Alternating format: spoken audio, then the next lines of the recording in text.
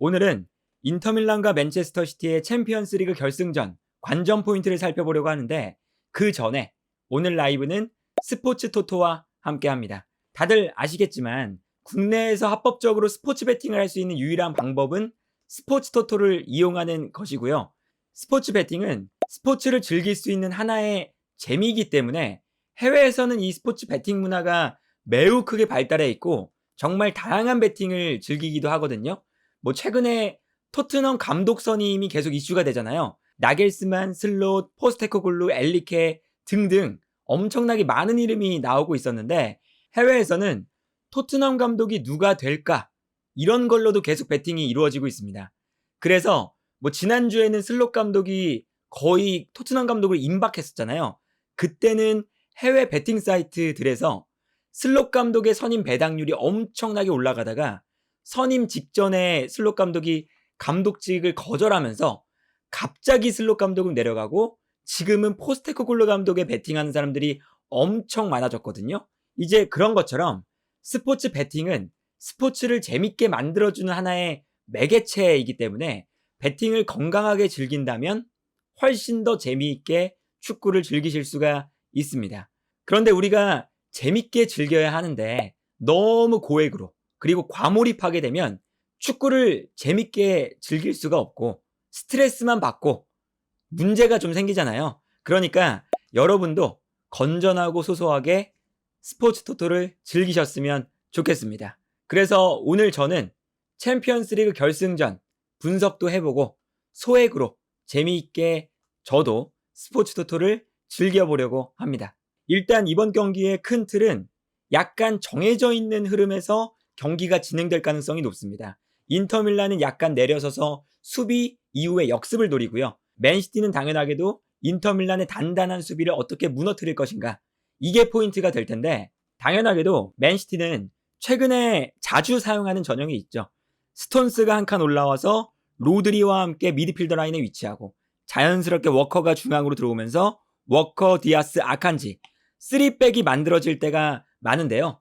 여기서 맨시티가 얻을 수 있는 포인트는 당연하게도 로드리, 스톤스, 데브라이너, 귄도안 4명의 미드필더가 중원에 배치되기 때문에 자연스럽게 인터밀란은 3명의 미드필더 라인이 배치됐을 때 중원에서 수적인 불리함에 빠질 수가 있거든요. 그런데 여기서 인터밀란이 중원 싸움을 하게 된다면 라우타로가 약간 내려와서 충분히 중원 싸움에 가담해주면서 중원에서 수적인 밸런스를 맞춰줄 수도 있습니다. 그런데 인터밀란이 무리하게 중원 싸움을 걸어서 중원에서 맨시티의 볼을 빼앗는다 라는 컨셉을 가져가기에는 약간 무리가 있고요. 인터밀란은 자신들이 가장 잘하는 수비라인을 깊숙하게 배치시키고 5명의 수비라인, 그리고 차라노글루, 바렐라, 미키타리안 요 3명의 미드필더 라인까지 배치가 되고요. 여기에 더해서 라우타로와 제코도 수비 지역으로 헌신적으로 내려올 가능성이 매우 높습니다. 그리고 여기서 맨시티의 포인트는 최전방의 홀란드, 그릴리시, 베르나르도 실바 요 3명의 공격수에 더해서 데브라이너와 긴도안까지 5명의 공격 라인이 만들어지거든요. 이때 인터밀란도 5명의 수비 라인이 만들어지기 때문에 자연스럽게 맨시티의 공격 숫자와 인터밀란의 수비 숫자가 1대1로 대응될 수 있는 상황이 만들어지게 됩니다. 그리고 이렇게 데브라이너와 긴도안이 공격적으로 올라갈 수 있는 건 뒤에 스톤스와 로드리가 있기 때문에 자연스럽게 앞쪽에 있는 선수들이 조금 더 공격적으로 올라갈 수가 있는 거거든요. 여기서 인터밀란의 포인트는 당연하게도 이 5명의 선수를 어떻게 1대1로 잘 잡아낼 수 있느냐, 이게 일단 포인트고요. 여기서 당연히 맨시티는 이 1대1 상황을 어떻게 무너뜨릴까가 포인트인데 당연하게도 맨시티는 여기서 여러 가지 움직임을 가져가면서 인터밀란의 수비 라인을 무너뜨릴 텐데 최근에 보여주고 있는 포인트에서 가장 인상 깊은 것이 중원에 있는 스톤스의 움직임이라고 할 수가 있습니다. 스톤스가 어떤 움직임을 가져가냐면 베르나르도 실바가 약간 측면으로 나오면서 디마르코를 끌어내고 데브라이너가 약간 뒤로 빠지면서 바스토니를 끌어내면 이때 스톤스가 중원에 머무르고 있다가 최전방으로 침투해 들어가는 모습을 볼 수가 있거든요. 그러니까 사실상 스톤스는 수비할 때는 포백, 공격할 때는 수비형 미드필더, 그리고 공격이 진행되면 앞쪽으로 침투해 들어가는 역할까지 수행을 해요. 그런데 여기서 스톤스가 침투해 들어가는 것이 스톤스가 득점을 만들어내거나 어시스트를 기록하는 그러한 의도를 가져가는 것보다 스톤스가 움직이면서 인터밀란의 미드필더를 끌어내면 그 공간을 자연스럽게 맨시티가 한 번 더 활용할 수 있는 상황이 만들어집니다. 이 공간을 홀란드가 활용할 수도 있고요. 데브라이너가 다시 들어갈 수도 있고 베르나르도 실바가 중앙으로 들어올 수도 있고요. 최근 맨시티에서 공간을 가장 잘 활용하는 선수 균도안이 순간적으로 침투해 들어가면서 득점이나 어시스트를 만들어낼 수도 있습니다. 특히나 이 균도안의 움직임이 매우 중요한데 사실 인터밀란이 이렇게 5명의 수비 라인을 일렬로 배치시키는 건 맨시티의 5명의 공격수를 한 명씩 붙잡으려는 의도가 있는 건데 여기서 균도안은 한 위치에 머무르지 않고 계속 움직이거든요. 왼쪽에 있을 뿐만 아니라 사실상 오른쪽으로 와서도 수적인 우위를 계속 만들어줄 때가 많아요. 이제 그런 것처럼 계속 이 균도안이 프리롤로 움직이면서 상대 수비를 혼란스럽게 만들 때가 많은데 여기서 인터밀란이 과연 이 균도안의 움직임을 얼마나 잘 따라갈 수 있느냐, 이게 가장 기본적인 포인트가 될 거고요. 사실 다르미안이 균도안을 1대1로 마크하고 있다고 해서 균도안이 오른쪽으로 움직일 때 다르미안까지 움직일 수는 없거든요. 그렇기 때문에 이 균도안의 움직임을 누가 따라갈 것이냐, 아니면 균도안이 움직일 때 미키타리안이나 차라노글루가 자연스럽게 균도안을 따라가주는 이러한 플레이가 얼마나 완벽하게 이루어질 수 있느냐에 따라서 인터밀란이 맨시티의 공격을 잘 막아낼 수 있느냐 없느냐가 결정되지 않을까 싶고요. 반면에 인터밀란이 공격할 때는 어떤 방식으로 공격을 하냐면 비교적 단순하게 공격을 전개할 때가 많습니다. 특히나 이 앞쪽에 있는 제코 혹은 라우타로 두 선수 모두가 힘이 좋은 선수들이거든요. 그렇기 때문에 최전방에서 볼을 받아주는 플레이를 굉장히 잘해요. 그래서 일단은 후방에서 볼을 끊어내면 제코나 라우타로에게 한 번의 패스를 뿌려주거든요. 그리고 특히나 제코 쪽으로 패스를 많이 뿌려주는데 여기서 인터밀란이 이번 시즌 가장 잘하고 있는 플레이는 어떤 거냐면 제코에게 한 번의 패스를 뿌려주고 이때 제코가 볼을 떨어뜨려주면 떨어뜨려주는 볼을 라우타로, 미키타리안, 바렐라, 플러스 차라노글루까지 이 인터밀란의 미드필더 및 공격수, 수비라인 위쪽으로 배치된 선수들이 워낙에 기동력도 좋고 활동 반경도 넓은 선수들이라서 이 세컨볼을 가져오는 플레이를 인터밀란이 이번 시즌에 너무나도 잘하고 있습니다. 라우타로의 기동력이나 저돌성은 말할 것도 없고요. 그리고 인터밀란의 미드필더 라인도 사실 유럽 전체를 놓고 봐도 정말 최상위권의 미드필더 라인이거든요. 그렇기 때문에 인터밀란이 한 번에 제코에게 볼을 보내준 다음에 제코가 떨어뜨려주는 요 세컨볼을 가져오기만 한다면 볼을 가져왔을 때 미드필더 라인부터 공격을 전개할 수가 있게 되는데 사실 맨시티를 상대하는 팀들이 어려워하는 건 수비 라인에서 볼을 빼앗는다고 해도 맨시티의 압박이 워낙에 강하기 때문에 빌드업 자체가 안 되거든요. 그런데 이 빌드업을 인터밀란은 앞쪽에 있는 이 제코라는 압도적인 제공권을 가진 선수에게 복잡한 빌드업보다는 단순하게 가는 빌드업 패턴이기 때문에 맨시티의 전방 압박을 효율적으로 풀어낼 가능성도 충분히 존재한다고 볼 수가 있겠습니다. 그리고 특히나 이 롱패스는 아마 이 왼쪽에서 나올 가능성이 높아요. 바스토니와 디마르코, 이 두 선수가 킥력이 매우 좋은 선수들이거든요. 그렇기 때문에 여기서 방출되는 롱패스, 이 롱패스가 인터밀란의 가장 주요한 공격 패턴이 될 가능성이 매우 높습니다. 그리고 이러한 역습 패턴에 대비해서 맨시티는 일단 첫 번째는 제코와 디아스가 붙었을 때 디아스가 제코의 제공권을 제압하는 게 가장 중요하고요. 세컨볼이 떨어졌을 때 순간적으로 워커, 아칸지, 스톤스, 로드리, 이 뒤에 있는 선수들이 확실하게 세컨볼을 인터밀란보다 훨씬 더 빠르게 가져오면서 세컨볼 싸움에서 승리하는 것이 무엇보다 중요하다 라고 볼 수가 있겠고요. 그런데 여기서 맨시티가 인터밀란보다 우위를 가져갈 수 있는 부분은 뭐냐면 여기서 세컨볼을 내준다고 해도 넓은 수비 뒷공간을 맨시티의 수비수들이 빠르게 커버할 수 있는 능력을 갖추고 있다는 거죠.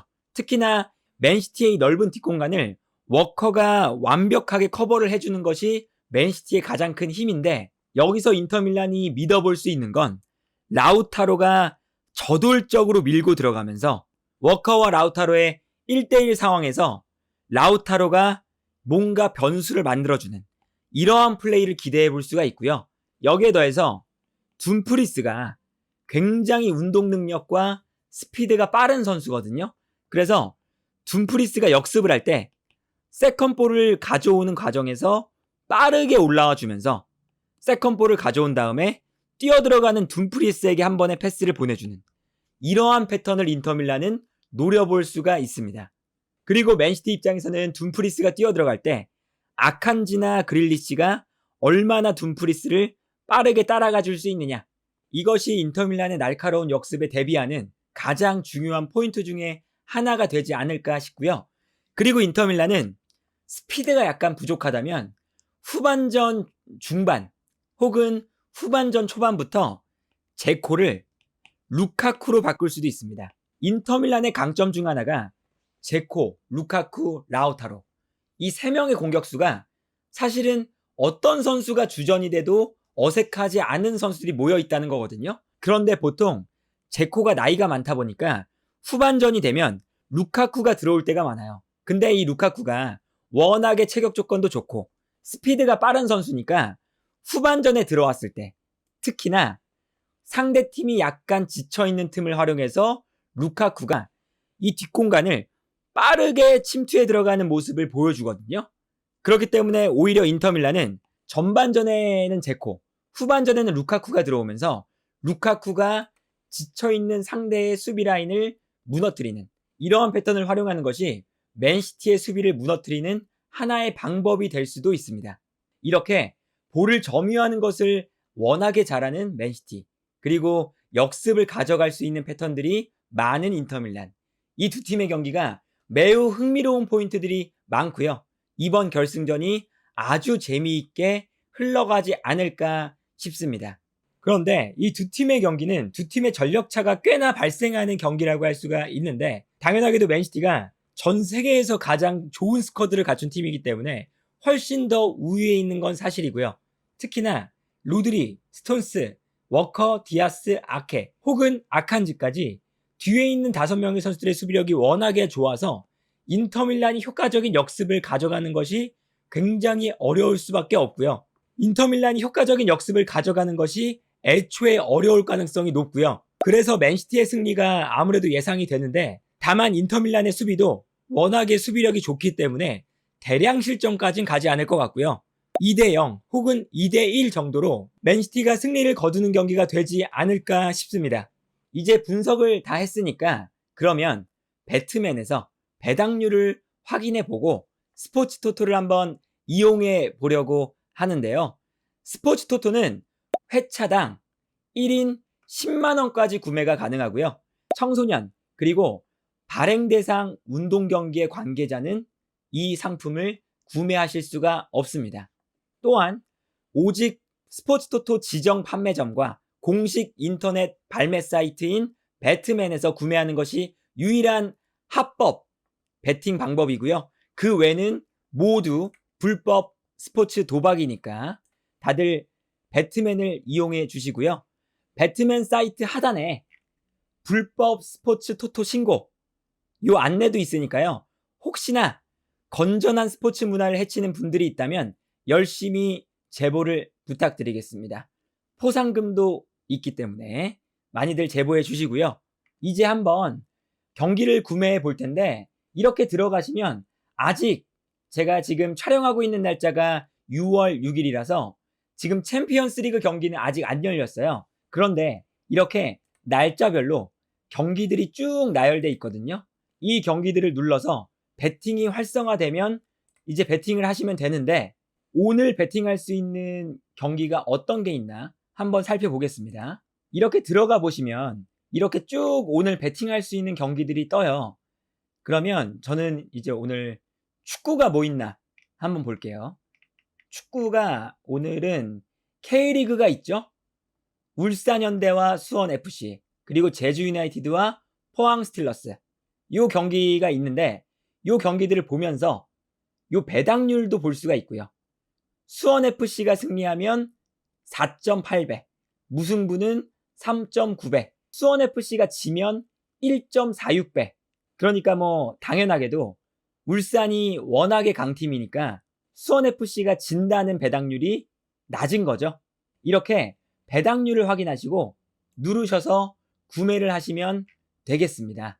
제가 지금 보기에는 아마 지금 6월 6일 화요일이라서 11일에 있는 인터밀란과 맨시티의 챔피언스리그 결승전은 아직 열리지 않은 상태인데요. 아까 보여드렸던 것처럼 그 경기가 열리면 이렇게 경기를 누르시고 들어가셔서 배당률을 확인하시고 베팅을 하시면 되겠습니다. 여기까지 스포츠토토와 함께 해봤는데요. 스포츠토토로 조성된 수익금은 전액 국민체육진흥기금으로 편입돼서 프로스포츠 및 유소년, 아마추어 스포츠 활성화 지원과 공공체육시설 건립 등 대한민국 체육 발전을 위해 사용이 됩니다. 그러니까 이렇게 스포츠 발전에도 기여할 수 있고 우리가 재미있게 스포츠를 즐길 수도 있고 이렇게 유익한 스포츠 토토를 건강하고 즐겁게 이용하셨으면 좋겠습니다.